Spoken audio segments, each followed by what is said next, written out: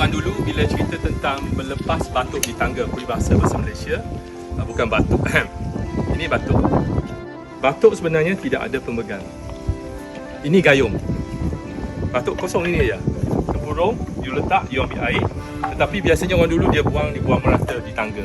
So melepas batuk di tangga, you buat kerja yang tak sempurna. Ini gayung lah. So bila ambil air, kena basuh.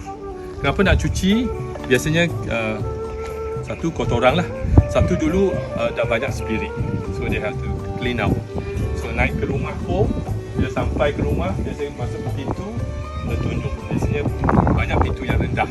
So bila you tunduk, apa spirit yang ikut awak tak akan keluar. So that is the idea lah. Okay.